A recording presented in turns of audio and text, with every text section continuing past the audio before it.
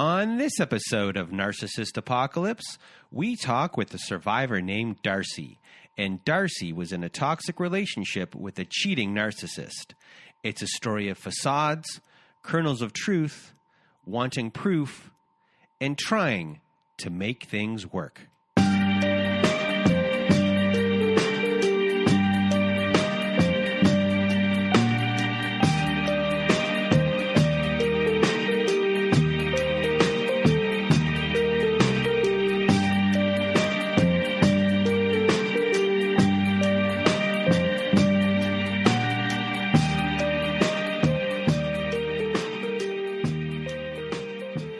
Welcome to Narcissist Apocalypse, everyone. This is a podcast that gives a voice to survivors of toxic relationships. I am Brandon Chadwick, but my friends call me Chad, and thanks for tuning into this episode.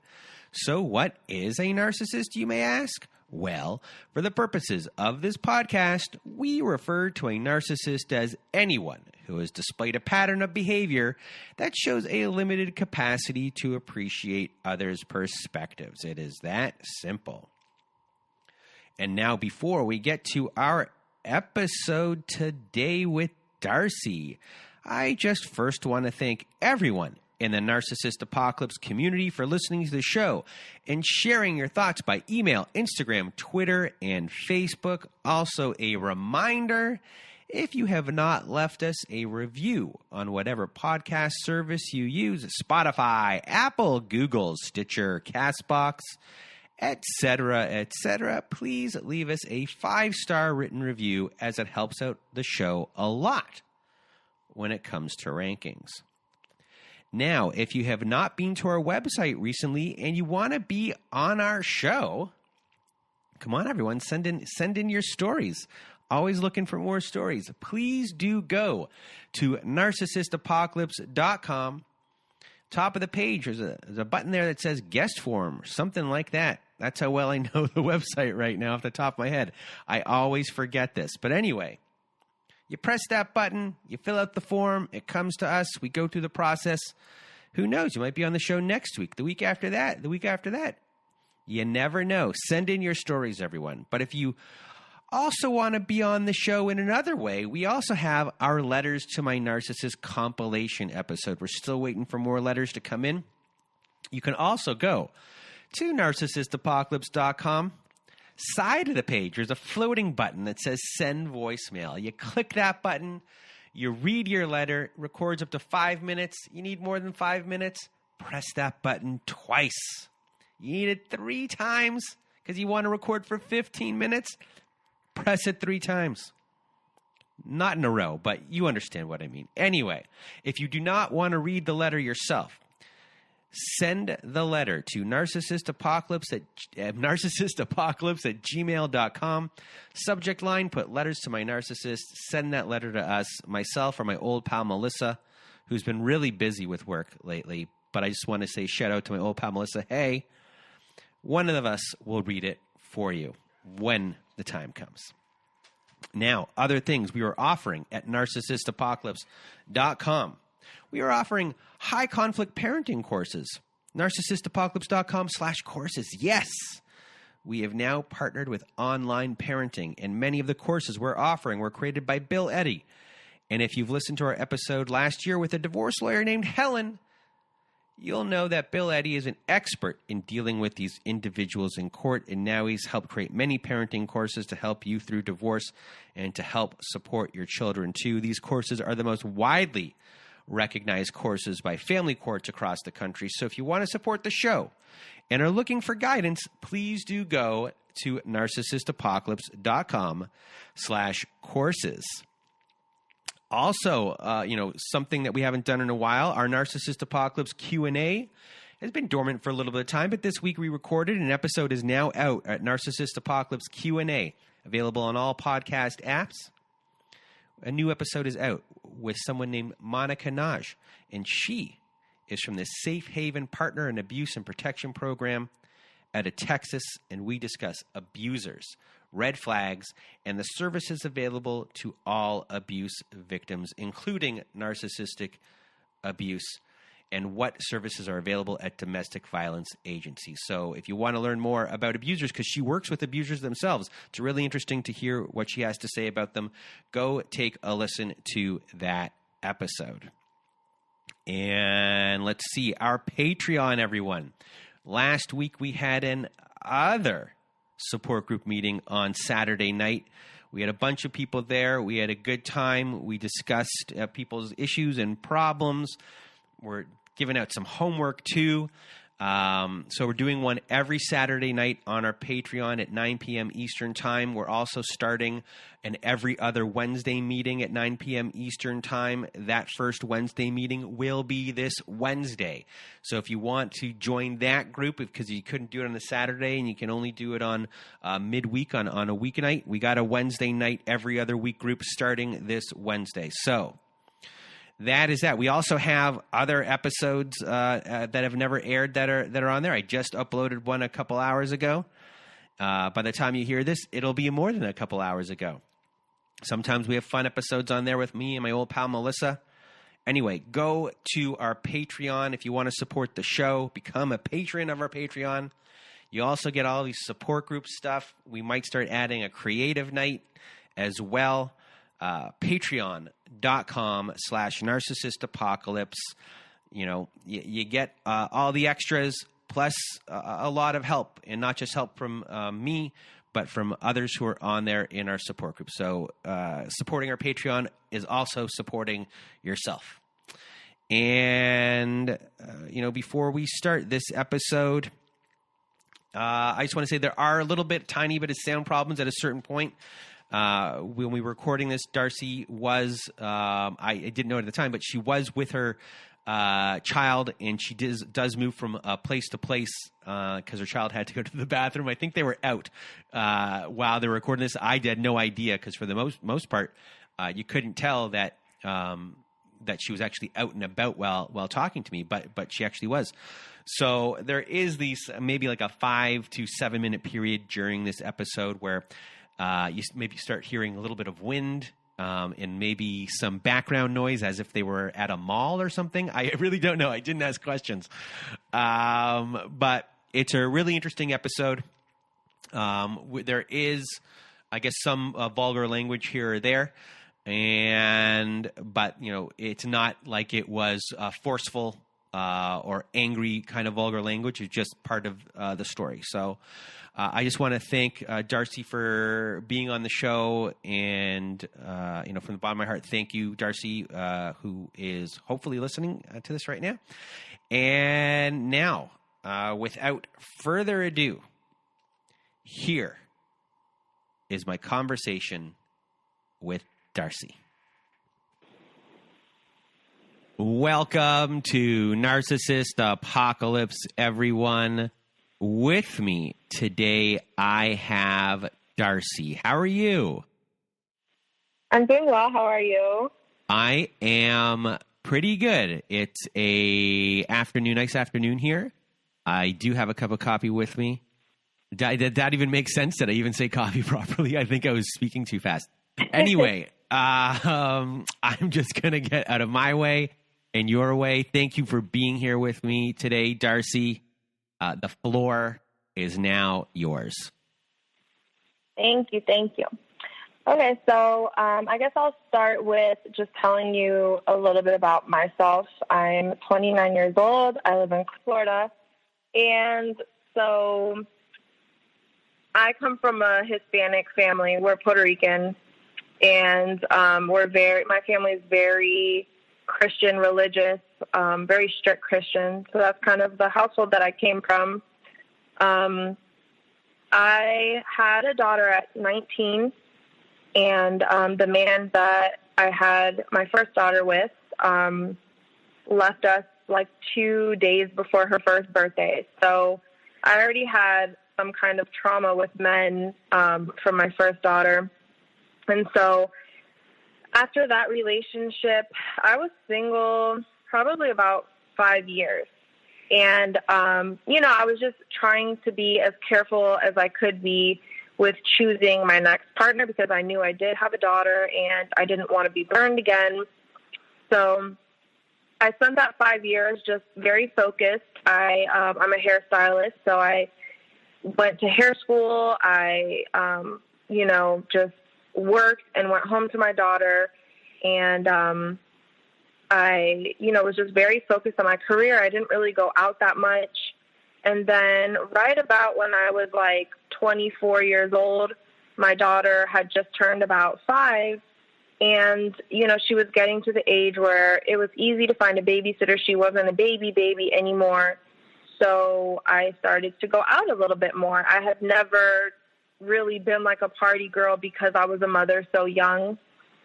So, so the summer of 2016, I started to kind of go out. I didn't really drink too much. I didn't start drinking until I was like in my mid-20s. I was never a drinker or a partier. So I started to go out, and it was the summer of 2016, and the salon that I was working at, I was doing so good. Like, I was making really good money. I work in a high-end salon in a really nice area. I was doing well for myself, and I started to go out. I met new people, and that's where I met my ex, was that summer. And, so I have one question before you get to the ex. In regarding when you said trauma with men from first relationship, what issues from that relationship were the biggest things that you were dealing with? I think with that, just being ditched by this man who I had a child with. Like, he was he had a felony, so it wasn't easy for him to get a job. So we moved out of state where my parents were, and I got him a job because I knew that he wasn't going to be able to get a job anywhere else. I got him a really good job, enough to take care of, his family. His future was looking really good. We had just bought a brand new car. Like, we lived in a really nice apartment, It was a really good life that we had created. And then, he just ditched us. And we were really young. I was like 19. He was like 21. So I understand the age probably had a lot to do with it. But just like that feeling of being abandoned by someone who's supposed to provide and protect, So you had the trust, obviously, in other people was damaged. And then you have that abandonment. Was that the first time you ever felt abandonment?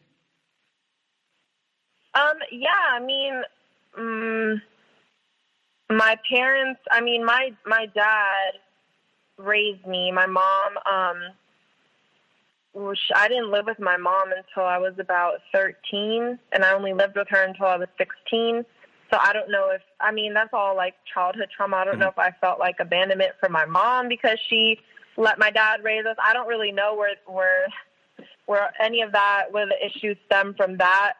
But, my dad was always there for me. I had an amazing stepmom. She was American, and she was just awesome. She was always there, helped me with my homework, everything that a mother should do. She was that person for me. So I always had really good, examples around me. So I apologize for backing up the truck. I just wanted to ask that question. And now back to the narcissist. Okay. So I met this man through a friend. Okay, so it was just weird how it started. I started online dating, and I met this guy, not my narcissist, but one of his really good friends. And I actually went on 2 dates with this man, and I was like, he is disgusting. I would never date this guy. But he just happened to be the friend of my ex. And that's kind of how we met, through this guy that I went on 2 dates with. And so he brought him along. He also had a daughter who was 5 years old. So it was Father's Day, the first day that I met them, and I figured, bring them around a group of people so that I'm not alone. And, it's just always awkward to kind of meet someone for the first time. I was like, let me make it kind of like a family group type of meeting. So he brought his daughter, and then he also brought my narc with him because that was like his best friend. And so, it was very like friendly and whatever. Everything was cool. And after going on a few dates, I realized I did not like this man at all. And, nothing happened. We didn't sleep together. We didn't do anything. I just decided I didn't like him. I was like, no, he's not the one. And so I had met this guy, my ex, through him. And it wasn't like, I tried to get his number while he was there or anything. I just had seen him with him. And then later, maybe like a few weeks after, I already had like blocked this guy. I was like, no, there's no way I would ever date this guy. And so, one of my girlfriends who worked at the salon with me was also dating a guy in their friend group. So it was like so weird how everyone was just connected, So her and I started getting close because we kind of had, she was dating a guy in the friend group, and I had went on a date with one guy that was like part of the same friend group. And so I would tell her stories about it, like, oh no, I would never date this guy. So anyways, her and I went out one night, and my ex-narc was by himself and just happened to come in. And we were at like a bar club type of place, and he walked in, and it was like literally like instant connection. Like we just looked at each other, and then from that night, we just spent like every weekend together after that. What were the things that really hooked you in about this person? I think so. He is an engineer. So when it comes to like his profession, he's a brilliant man. He's very dedicated to his work. So the habits that he had, I think I was attracted to his habits. Like I thought, someone who, wakes up in the morning, makes breakfast, takes his vitamins, goes to the gym every day. Like those are good habits to have in a partner. Someone who cares about their career, someone who's healthy, someone who cares about their physical fitness. Those are all things that I want in a partner. Someone who's responsible when it comes to providing, making a living. And I think that had a lot to do with it. And of course, when you hear engineer, that's just like in society, that's like an honorable job to have, So I think that was a lot of why I was attracted to him, was because his title and because he was responsible when it came to like his career.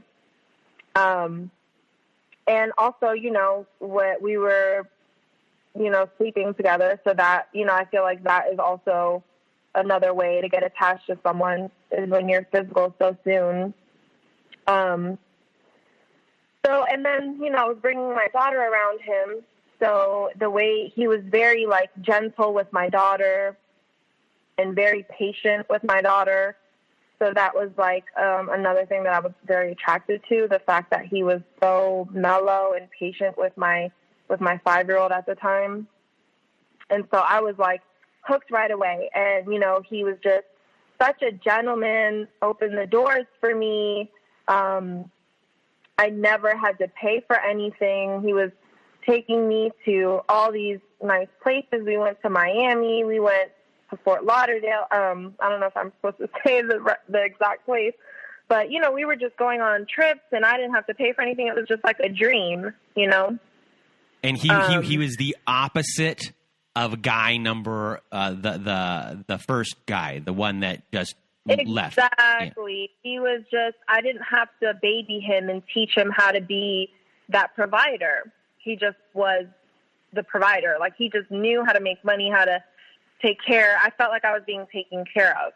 So before you were like a mom to the first guy who then just got up and left, and now you just don't have those worries. You get to be a mom, but you also get to be taken care of, and a lot of, let's say, the stresses that you had as being a single mom, in your mind, a lot of those weights felt lessened. Exactly. Okay. Like, he just charmed me with, I guess, the financial aspect of everything. You know, he's charming. Like, he's just master manipulator. And you know, I'm 5'8", he's like 6'4", so the fact that he was tall and, you know, all the things that women look for. He was a big guy. He goes to the gym. I just felt protected, and I felt like I was being taken care of. And I think that as women, we look for that in a partner, you know, safety and stability and all that stuff. So my birthday is in October. So we started dating at the end of the summer. By October, for my birthday, I woke up and there was a present on the bed, and it was Chanel glasses. I had never received a gift that expensive. Those glasses were almost $500. So I was just like, wow, you know, this guy must really like me. I've never had a guy buy me some $450 sunglasses, like, especially a guy that I've met 2-3 months ago. So in my mind, I was like, wow, he really, really likes me. And, you know, he was pursuing me, like, we were spending all this time together. And so I think, you know, those charming things that he was doing and the gifts, that just, I guess that was what hooked me to him, was the fact that I had never had that experience before with anybody. And so, yeah, by my birthday, I was already hooked. It had been a few months, and I was like, wow, this is amazing. And so then we would go out, and then I started to notice things. For example, we went out, and I went to the bathroom by myself, and I didn't know that it was like a thing to have someone chaperone you to the bathroom. I thought I could just use the bathroom and then, you know, go back to my group of people that I came with. And so that was like a huge deal. Like, he was accusing me of, you know, walking by myself to go talk to other men. And that I was looking at other men while I was there. And I had never looked at any other man. I literally just walked to the bathroom. So I thought that was kind of weird. So that was like... In that type of moment, and I apologize for interrupting, but I just wonder, in that moment, were you more in shock of kind of what you... in defending yourself, in the sense of not thinking about what was actually transpiring, and you're just like, you like this guy so much that, you know, you're just in the mode of defending and making sure that he's okay? I was like, you're super insecure. Like, what is your problem? Okay. Yeah, I just told him, I was like, I didn't look at anybody. You're very insecure. And he's like, oh, well, his response to me, he's like, oh, that's what, so in I guess, instead of, he started to call me names at that point. So he was like, oh, well, all the hoes call men insecure when they're looking at other men, because that's just what hoes do. And I was like, excuse me? Like, what? I literally did not look at anybody. I was just in shock that this man was accusing me of something that I wasn't even doing. So it was really weird. And, you know, it was definitely a red flag. And I just brushed it off because I was like, you know, maybe he's insecure because I went on a few dates with his friend. So maybe he thinks that I'm going to go date someone else, because that's kind of like what happened with our situation, you know? So I just kind of like, yeah, I guess in my mind, I kind of made excuses for his behavior. I was just like, you know, maybe he just feels a little insecure because I, you know, went on a few dates with his friend and then ended up dating him. Was that the first time he used language like hose? No, like that's when the name started, name calling started. Okay. That was like, I think, the first incident that he had called me a name. And then from there, it started getting worse. Like, every single time we went out, I felt like I had to look at the floor. Like, I couldn't even look up because he was going to think that I was looking at someone. So we went out again. The same exact thing happened. Like, he was like, oh, you're over there looking at this man. And then he would even make up stories. Like, the man came up to me and told me that you were looking at him, and he just wanted to make sure that you were my girl before he came up to you to talk to you, because he saw you looking at him. And I was like, well, that's a lie, because I deliberately didn't look at anyone because I was, scared you were going to think I was looking at someone. So I know that's bullshit, because I deliberately made it a conscious decision to not look at anyone because I didn't want you to think that I was looking at anybody. So at this point, I was like, he's fucking crazy. Like, you are so insecure. I don't know what happened to you in the past, but this is crazy. And so I feel like it's so soon for this stuff to be happening. We just started dating. And so I remember calling my sister-in-law, who's, my best friend. I've known her since I was 11 years old. Sorry, sorry. I was confused. So your sister-in-law, so one of your siblings' wives. Yes. So okay. She was my best friend, and since I was 11, and they got married. So she's my sister-in-law, and I called her and I started telling her these things that were happening, and she knew right away. She said, he's a narcissist. And I was like, what is that? I didn't even know what a narcissist was. I had no idea what it was. I had to Google the definition of narcissist. And I didn't really know the severity of it because I had never been through it before. So I just kept ignoring the red flags. I was just like, whatever, because it feels so good. When the highs are high, it's literally like you're high, like the adrenaline and the excitement of all the good things that they have to offer. You just don't want to let that go. I didn't want to let go of the fun times that we were having, and him taking me out and me not having to pay, and, going out to eat all the time. And every weekend we were doing something fun, and I just didn't want that to go away. So these things kept happening. Every time we would go out, he would accuse me of things and call me names, and yeah, it just got worse. And he would do things like, I remember I broke up with him. We had dated about a year, and I remember him always hiding things from me, like his phone and things like that. And every time I would ask him about it, he would just, shush me or just delete the messages or whatever. And so I broke up with him after we had dated for about a year. And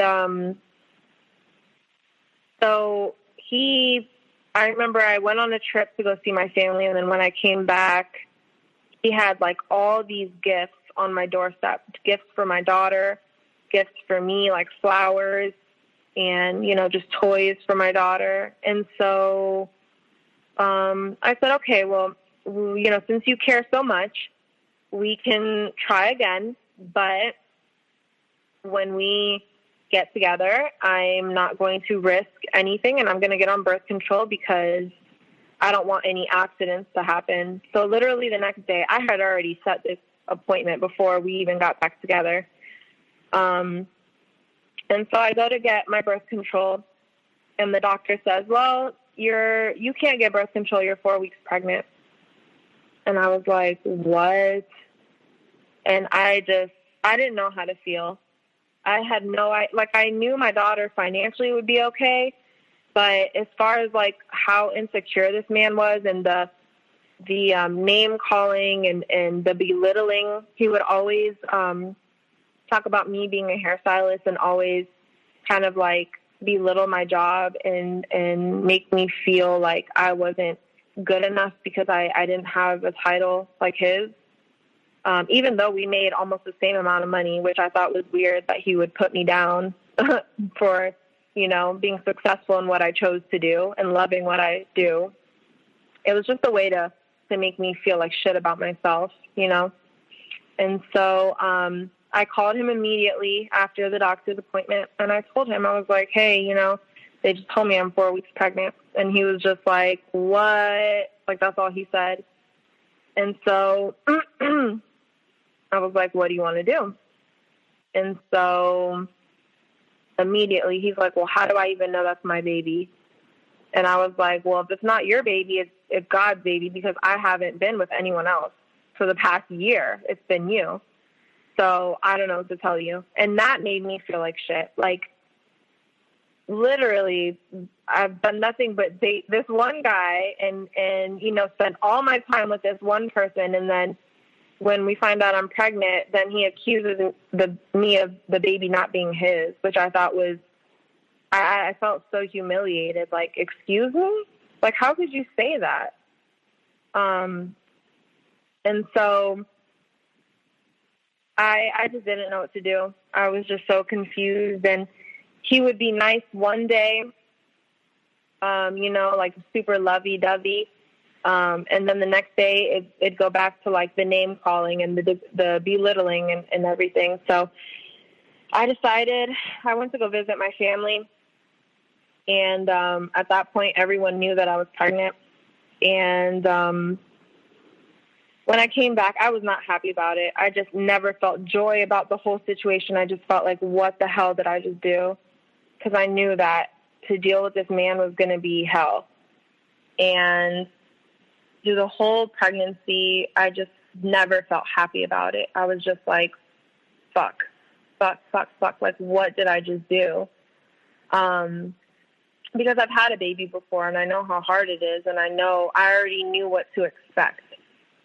So it was really hard, especially if he was so hot and cold all the time. It was never like I didn't know what side of him I was going to get that day. Like, one day he'll be super sweet and taking me out and, you know, just so charming. And the next day, oh, that's not my baby.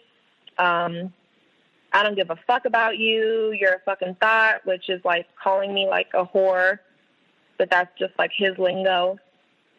And so, yeah, it was just like a roller coaster of emotions. And I just didn't really know what I was going to get from him. So, you know, the right thing to do would be we're about to have a baby. Let's make this family work. So he moved in with me. I was living in a home with my grandmother at the time, and we moved her into a like elderly facility, you know, like 55 plus living. And he ended up moving into the home with me. Within 2 months, he was like going out every single night. I remember one day I came home. I was like maybe 6 months pregnant at this point. And he left his iPad at home, and his phone was connected to the iPad. And it dinged, and so I went to go check it, and he was like, some girl was sharing her location with him, and he was supposed to be at work. And so I called the girl. She told me it was nothing, you know, that it was like her boyfriend's get together, and she was just sharing the location. So even to this day, I don't even know if that was true or not. But everything just felt wrong. Like, I just knew, because it was like incident after incident. Like, I would constantly find women on his phone, like different women on his phone. And I remember another woman, this was like literally the first day he moved in my home. A woman was like messaging him on his phone, and I was like, what is this? And right in front of me, he deleted the message. So I never got to even look at what they were communicating about. But I was like, why would you delete the message if it was nothing, you know? Like, why would you just delete that while I'm standing in front of you if you had nothing to hide? And so by 2 months, I was already kicking him out. I was like, you got to go. I can't do this. I was 7 months pregnant. And at this point, I felt so much regret. And like, I knew I was about to ruin my life with this man, that I felt like I was going crazy. And like, the pregnancy hormones weren't helping. He wasn't leaving the house. I knew that if I did not get this man away, that I was going to, like, go into labor early. Like, I just knew it because I was constantly crying. I was stressed out. I couldn't eat. I couldn't sleep. I was just getting literally physically sick because of this man. And so eventually, with me acting crazy and getting the cops involved, he left. And then I ended up having the baby prematurely. Luckily, she was mature enough to be healthy. She wasn't like, they call it late-term preemie. So she was preemie, but it was late-term, so everything was developed at that point. So she was fine. And I hadn't spoken to him in like 2-3 months. So within that time, while you were in the relationship with him for a year, then you guys broke up, and then trying to make a family work, moving back in, most of the abuse, or maybe all of the abuse, was it pretty much devaluation in how you were treated and how he spoke to you? No, there were worse things. That didn't happen until later, but I'll tell you more about it. So, like right now at this point, it was mostly just me finding women on his phone all the time, him always finding an excuse to go out into the middle of the night. Living with him, I started to notice that he had a substance abuse problem. He couldn't be sober. This man had to be drunk or high all the time. All the time. He could not be sober. If he was sober, he was a demon. He was evil. And another thing I forgot to mention, the way he lured me in, when I first met him before bed, he used to kneel and pray every night. And I just thought that was so weird. But I think him knowing that I came from like a Christian home, like he knew that that was going to be a way to get to me. I was like, oh, well, he's a godly man or whatever he thought he was doing. But I just thought that was so weird. Like, I never knew that you were, religious, but he would do that every night, kneel and pray. So I just thought that was funny for him to end up being such a horrible person. Like, did he eventually forget to kneel and pray as time went on? Oh yeah. So it's kind of crazy. So he moved out when I was pregnant. I ended up having the baby prematurely. I allowed him to come see the baby when she was born. He never signed the birth certificate. He told me that wasn't his baby. So the day that he came to see the baby at the hospital, he brought one of those CVS paternity tests to swab me in the baby's mouth. And I just felt so humiliated. Like, I went through all this for this man who doesn't even think this baby is his. I just don't understand. I was so confused. And so when he walked in, I was breastfeeding the baby, and he just said like this really nasty comment to me. He was like, oh yeah, is that how your new man be sucking on your titty like that? And I was like, excuse me? Like, after everything you put me through, you're going to come in here and start being vulgar towards me when I literally just gave birth to our child? So it was just crazy. Like, he was just really nasty and vulgar in the way that he spoke. And so after that, I opened a paternity suit against him so that I can start getting child support so we can establish paternity. And we were separated for about a year after that. And then a year later, and it was probably because I was very low contact with him. And so about a year later, he starts pursuing me again. And he had me believe that I was just so hormonal during my pregnancy that I made a bad decision by leaving him. And so I believed it. And it was because I was emotional. I was very emotional. I couldn't eat. I felt like I was physically sick. So, sorry, just to ask this one question. In the times previous when he was, let's say, putting you down, discussing, thinking that you're below him because of your work and things like that, you didn't believe those things. It sounds like you were someone that fought back against that, and that stuff at those times didn't bother you. But here we have a case where there's a kernel of truth involved here, and this time you did believe it. Yeah, because I called the cops on him to get him to get out of my house. I knew something wasn't right, and I never physically caught him cheating. I just felt it in my soul. Like, I just knew something was very wrong about this man, and it was so. We only had lived with each other for 2 months, and I didn't have enough evidence to act crazy the way I was acting. I just knew I needed him out, and I never had solid evidence. You know what I mean? So it was in my mind, I was maybe I was overreacting, and maybe I was just hormonal because I was pregnant, and he didn't ever physically touch me, and he's black, so the fact that I called the cops on him was a huge deal. And he really guilted me for that. And I felt horrible, but I just knew that I needed him gone. I knew that the stress that I was going through and him being there causing it, I just knew for my sanity and for the health of me and the baby that he needed to go. And I didn't have solid evidence to act crazy how I was acting. So yeah, I thought it was because of the pregnancy hormones. He had me believe that it was because I was pregnant and that I just wasn't being logical or making good decisions because I'm too emotional.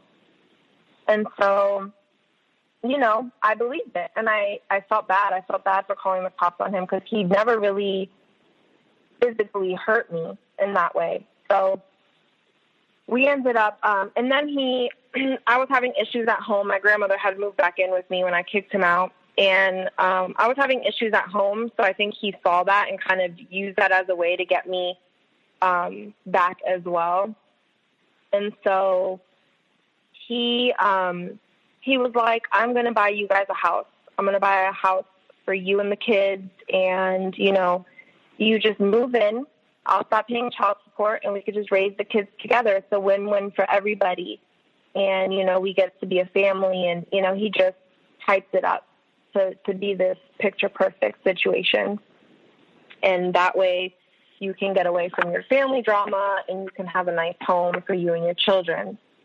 And so I bought it. I was like, okay, and I feel like as a woman, we want to make our family work. And I knew that if I didn't give it my 100%, my efforts 100% and try everything I could possibly do to make this work, that I wasn't going to have peace, And so he started looking for homes. So he made it seem like he was buying a home for us as a family. But I didn't even see the house that he bought until he already placed an offer in it. So it wasn't like I was part of the home searching. It wasn't like it was a couple's thing that we were doing together. You know what I mean? Like, we weren't trying to build this relationship or like a committed relationship, because I wasn't even part of that. Like, he would bring me to some of the house viewings, but I didn't even see the home that he eventually bought until he already bought it. So, yeah, that was like the red flag number one. Like, when you're with someone and you want to be committed, you go together to search for a house that you both like. So I just thought that was kind of weird. And, but I still moved in with him. The kids and I moved in, and, everything was like, good at first. But actually, let me kind of backtrack a little bit. It's so embarrassing because there were so many red flags that I just ignored. I remember before he bought the home, I was spending the night at his house with our baby.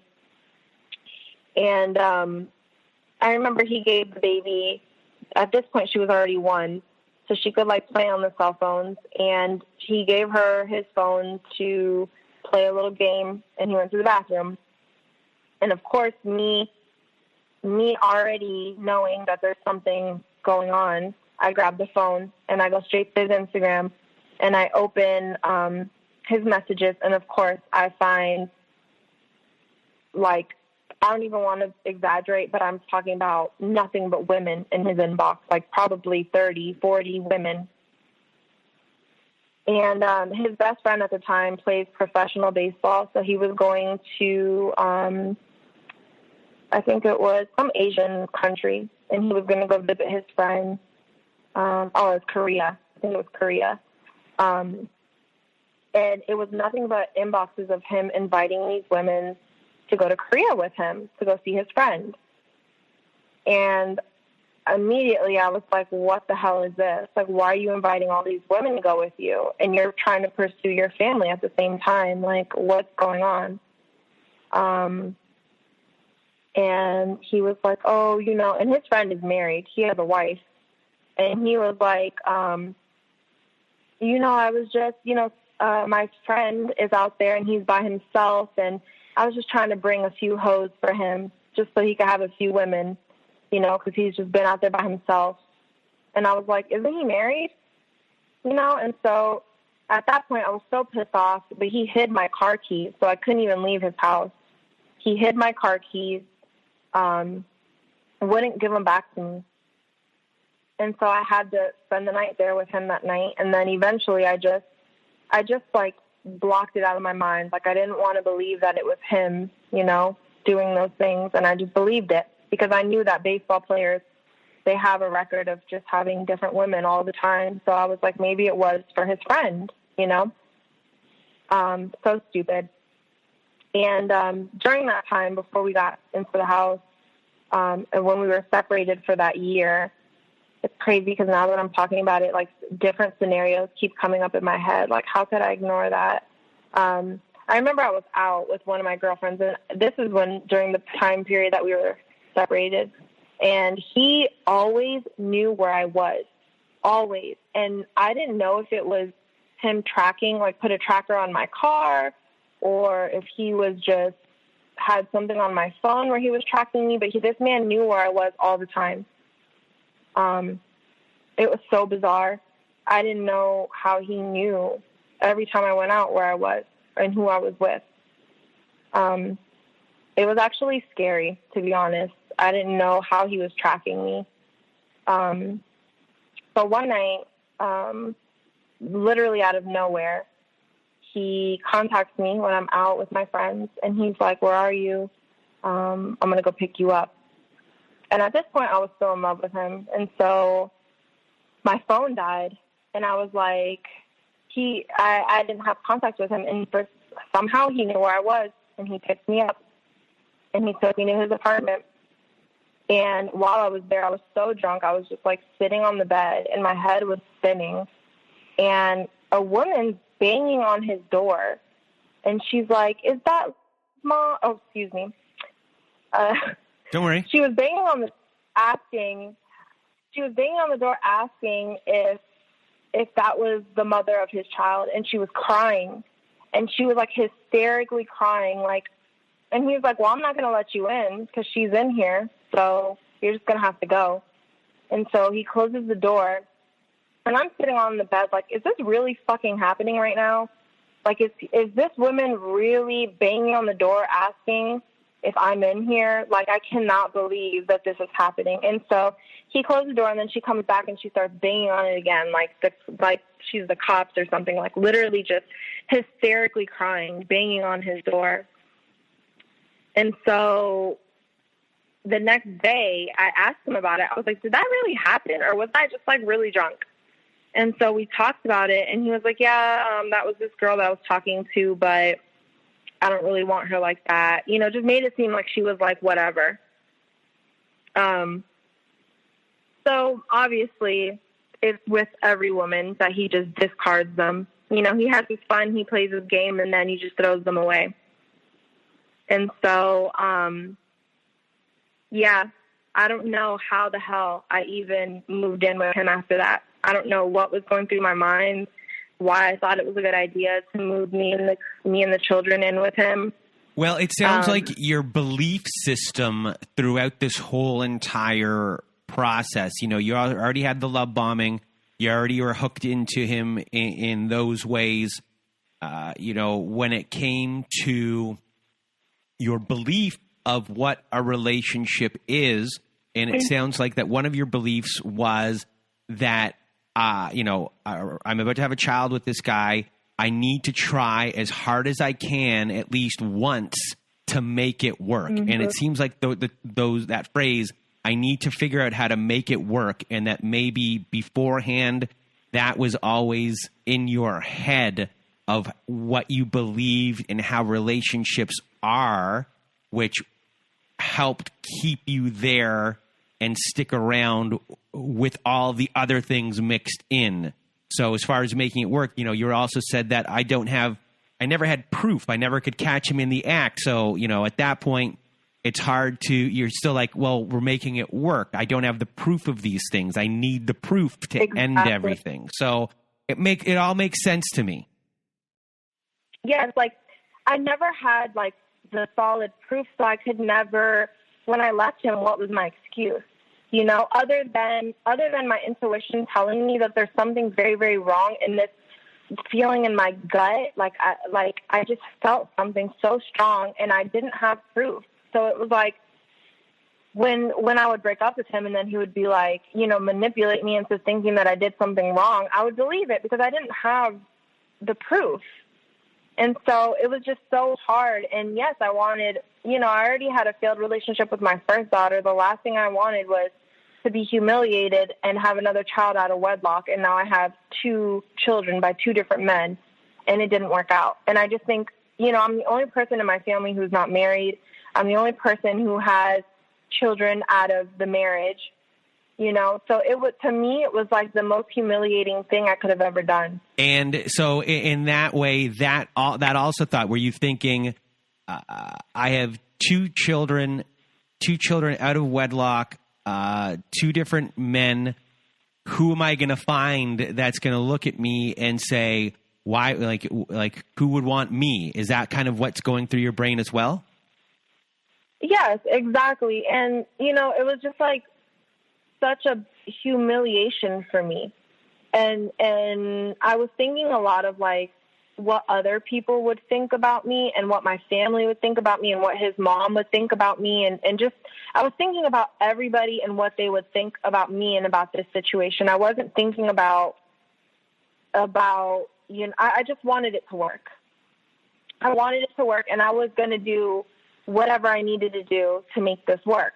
And so, and he was so good at making me feel like everything was my fault. Like I would leave, and then he would sucker me back in, and he was so charming, and he's so like mellow when he speaks. Like he just keeps his calm and keeps his cool. That how could this man who's so gentle and so good to my kid do these horrible things to me, you know? Like, I just didn't want to believe it. I didn't want to believe that he would do these things to me. You know, he just displayed such a gentle, nice person sometimes to my children.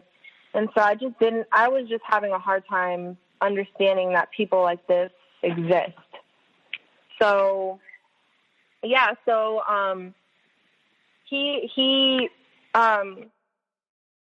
he had me move into the home with him after all those things had happened. You know, we weren't together at the time that woman banged on the door, so I thought maybe it was just someone he was messing with when we weren't together, and she was just like, whatever. But apparently he was doing the same thing to her, so for her to be crying like that, I can't even imagine what he was telling her and the type of relationship that they had together, because why would a woman cry like that over someone who was just a fling, you know?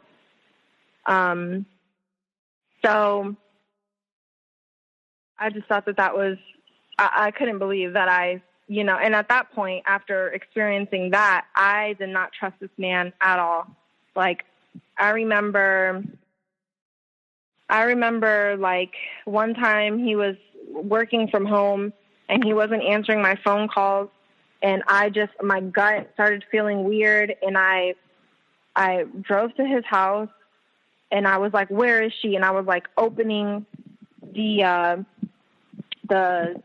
closet doors, and I was like freaking out, and I was like, let me see your phone. And he let me see his phone, and nothing was in it. So I ended up moving in with him. He bought this 4-bedroom home for me and the children. It was a nice home, nice area. Everything seemed to be good. And I was like, who would buy such a big home if he didn't have intentions of, really making this work and really trying? But he always said these little comments that made me think otherwise. Before I moved in, he was like, well, I'm going to buy a house either way, whether we get together or not. So this house was for him, and he was going to buy a home no matter what. He was just thinking of what was the best thing for him, which obviously would be not to pay child support. So just move me in. He gets me to take care of his kid, live with his kid, and it was just the best situation for him. He thought that I was just going to sit there and deal with whatever came with it because he bought a home for us, or for him, and just had us move in. So we lived there about 2 months, and I just couldn't take it. I remember when we would be sleeping in the bed together, I wasn't allowed to touch him. I wasn't allowed to initiate sex ever.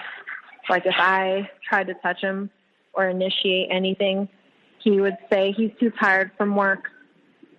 So that felt kind of shitty because I've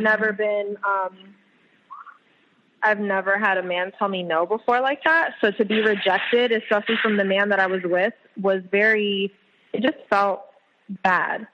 At our age, being in our 20s, I don't think that that's an issue, that I should touch my man and you tell me no.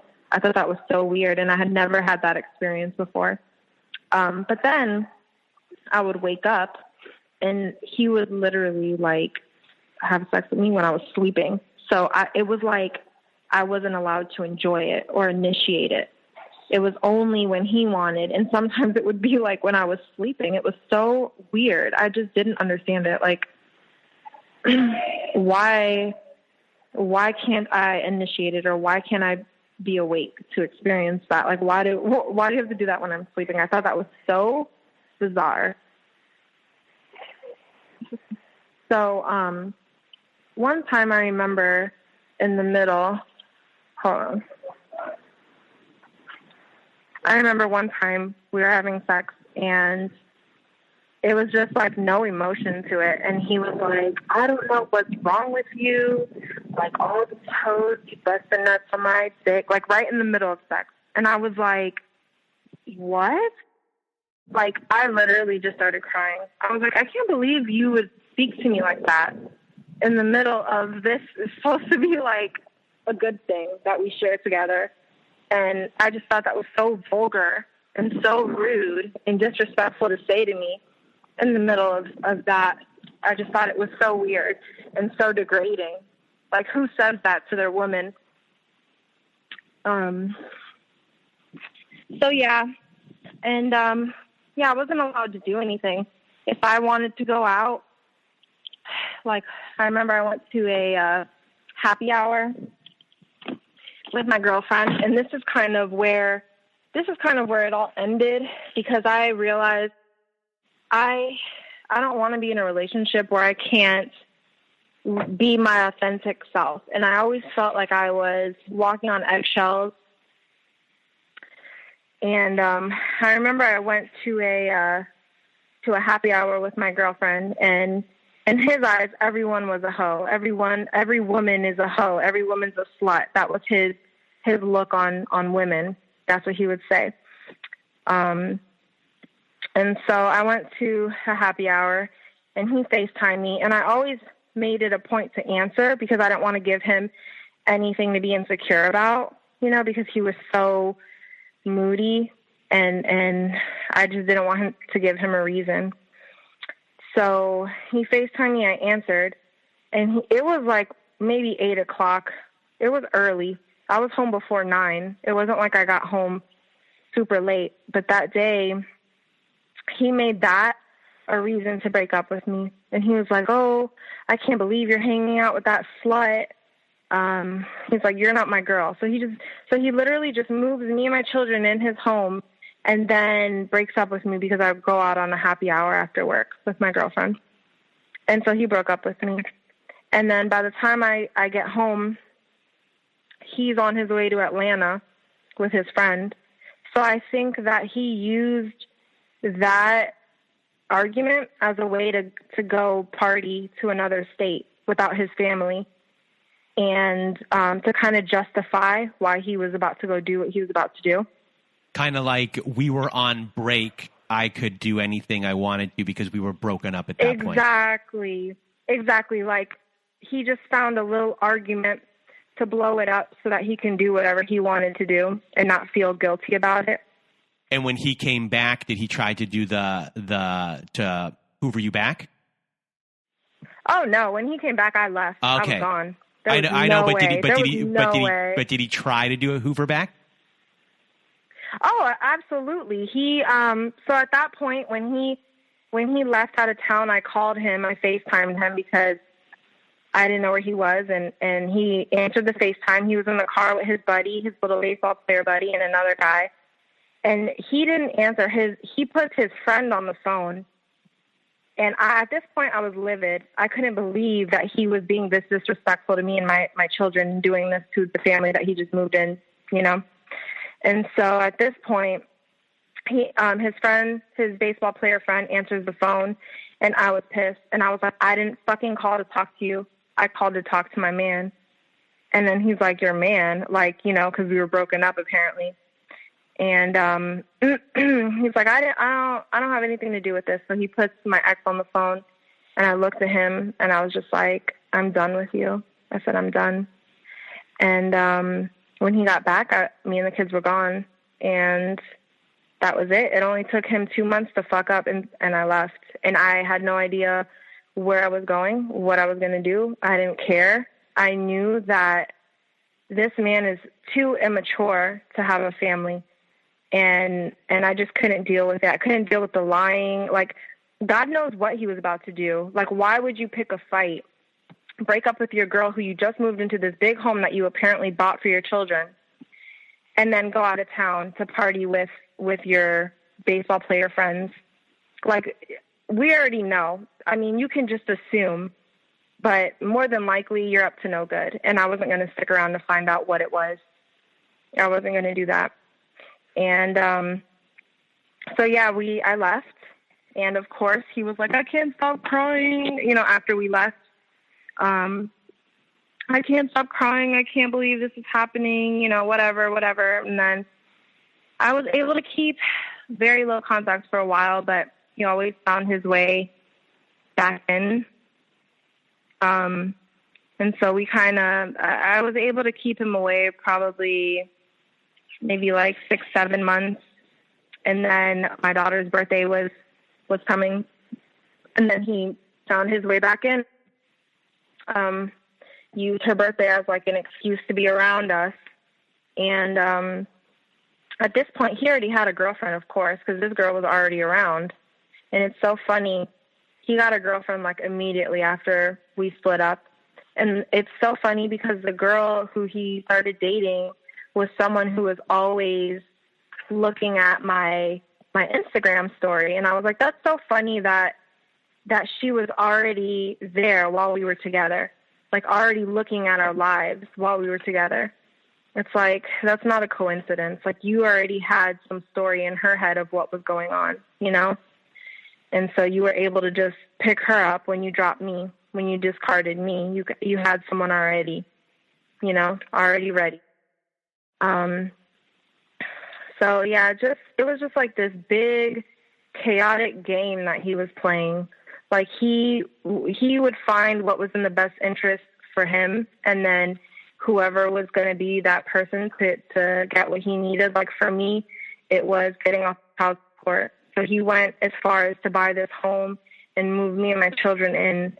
And then, you know, he thought that he was going to be able to just abuse me and do whatever he wanted to do. It's just, I don't know. I just never knew that.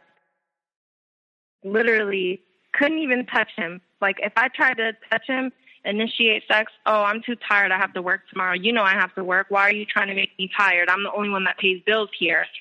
You know, just make it my fault. And then when we did have sex, he would make it seem like there was something wrong with me because there was no intimacy, you know? And he would just say just really vulgar things to me that I just didn't really understand why he would say things like that.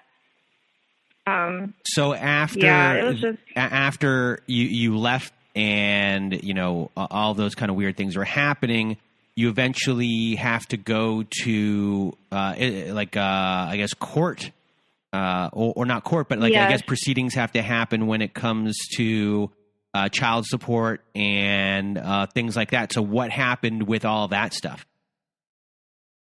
So that, he did claim her as his own because he took that swab, I guess, from the CVS. And so he ended up claiming her. He got a lawyer.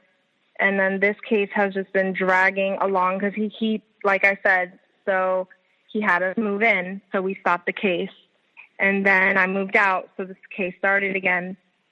And then he was paying me every month. And so I just kind of let it go because I was like, okay, as long as you pay me, we don't really have to keep going through the courts and have the courts tell us how to raise our kid.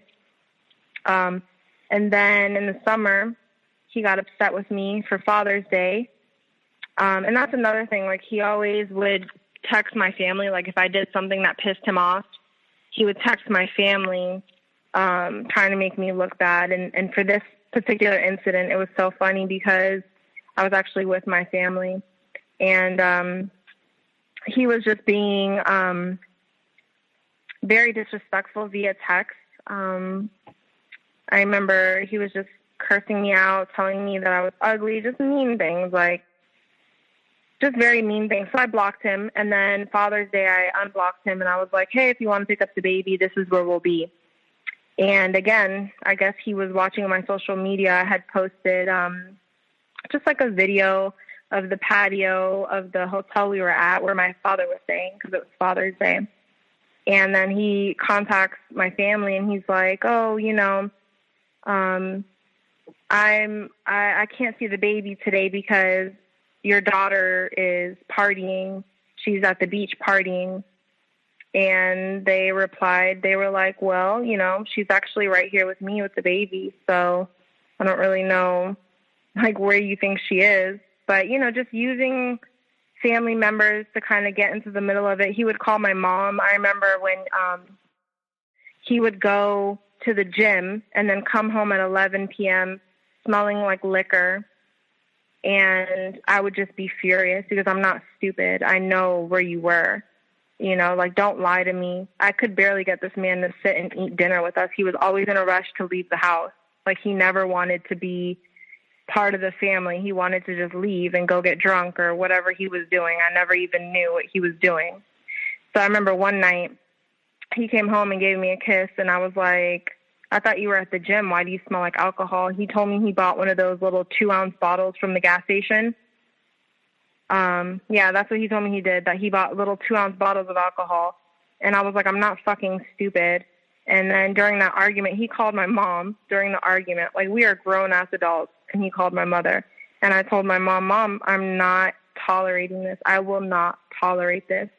I said, has your husband ever done this to you? I'm not going to tolerate this from this man who's not even my husband. I'm not doing it.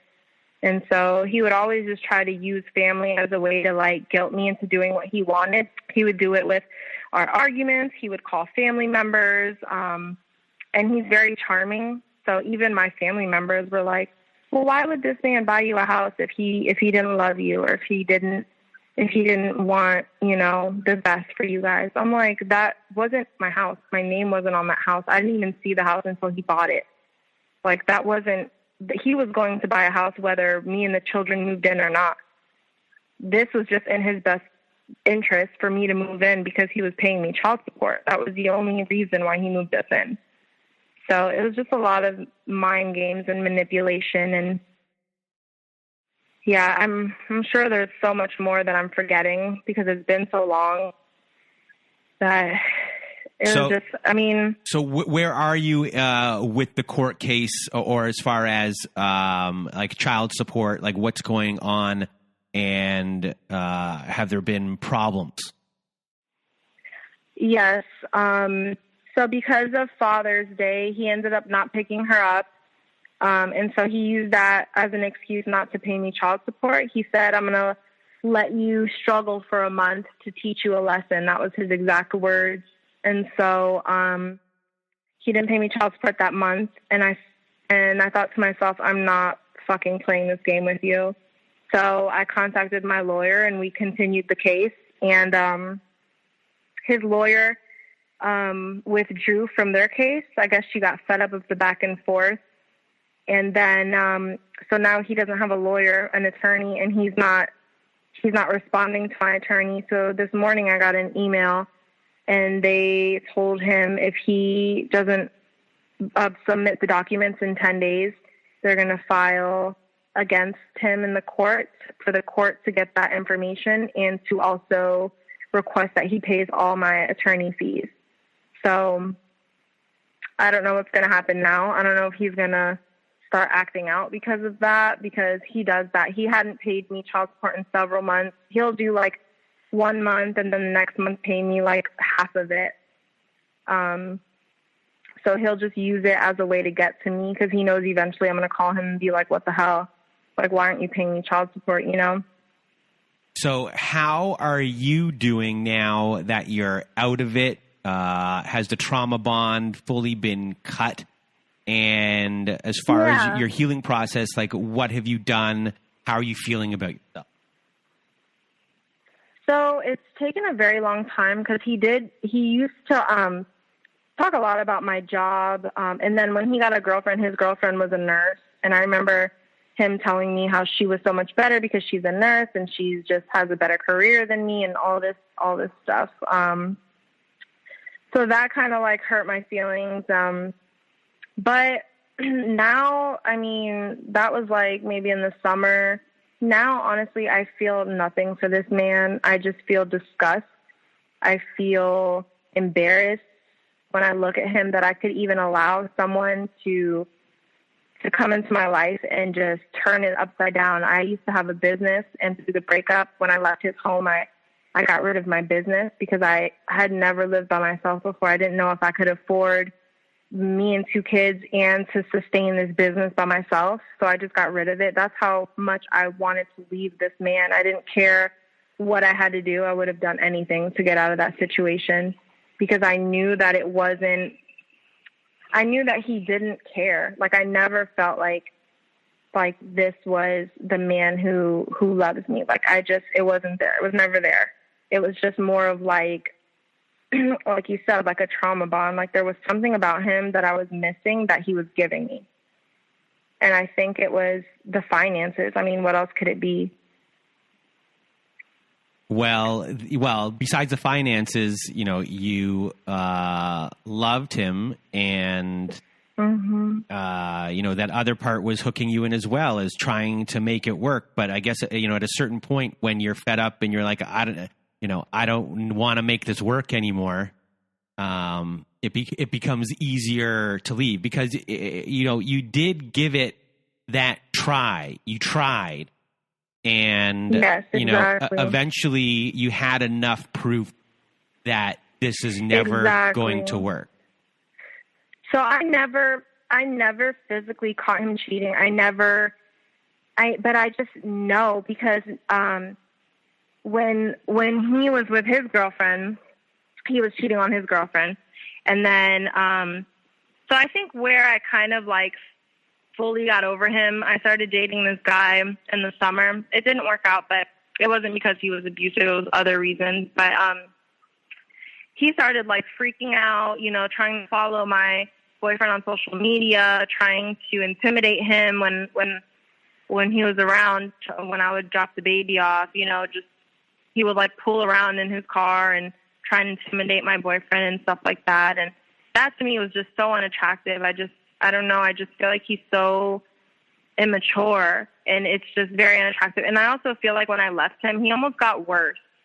Like, I feel like his behavior has gotten worse since I left. Like, he had this girlfriend, and then just the way he would speak about her and speak to her, and then he would bring, like, random women to come pick up my daughter. Like, just one week he'd have this blonde girl, and the next week he'd be back with his girlfriend, and then the next week he has a totally different girl around, and it's just like, okay, what the fuck is going on?